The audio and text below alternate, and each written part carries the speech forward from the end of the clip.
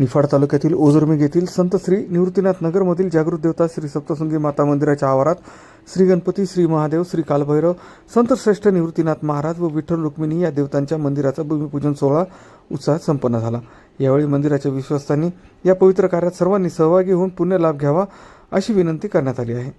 मंदिराच्या भूमिपूजन सोहळ्यासाठी श्री सप्तशृंगी माता मंदिर मंडळाचे अध्यक्ष श्रीरंग तनपुरे, श्री मारुती खापरे, श्री रामदास गाडे, श्री गुलाबराव तनपुरे, गोपीनाथ मंडलिक, श्री देवीदास मैंड, रतन आहेर, श्री मोरे, मधुकर मंडलिक, सौ निर्मला तनपुरे, सौ जयश्री जंजाळे, सौ सुशीला खापरे, सौ वैशाली मंडलिक, सौ जयमाला आसोलकर, सौ ज्योती तनपुरे, सौ गायत्री मंडलिक, श्रीमती मंगलाबाई जंजाळे तसेच परिसरातील नागरिक मोठ्या संख्येने उपस्थित होते। यावेळी ओटीविषयी बोलताना श्री मारुती खापरे सरांनी अधिक माहिती दिली तसेच भाविकांना आवाहन केले।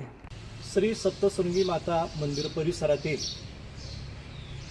हृदयेश्वर महादेव मंदिर, श्री काल भैरवनाथ मंदिर या मंदिरामध्ये भाविक भक्तांना दर्शनासाठी थोडीशी अडचण निर्माण झालेली होती। तर त्यामुळे आपण हृदयेश्वर महादेव त्यानंतर श्री काल भैरवनाथ मंदिर याचं स्थलांतर करणार आहोत आणि ते स्थलांतर करण्यासाठी आपल्याला नवीन मंदिराची उभारणी करायची आहे। तर ते मंदिर उभारणी आपण मुख्य जे श्री सप्तशृंगी मातेचं मंदिर आहे त्याच्या पाठीमागे जी जागा उपलब्ध आहे त्या जागेमध्ये नवीन मंदिर आपण उभारणार आहोत। त्याचप्रमाणे ज्या सुरुवातीच्या ज्या मूर्त्या आहेत त्या मूर्त्यांचं देवपण काढून त्या विसर्जित करण्यात येतील आणि नवीन मूर्त्या त्यांची प्राणप्रतिष्ठा या नवीन मंदिरामध्ये आपण करणार आहोत। तर ह्या कार्यासाठी सर्व भाविक भक्तगणांचं सहकार्य आपल्याला लाभलं पाहिजे।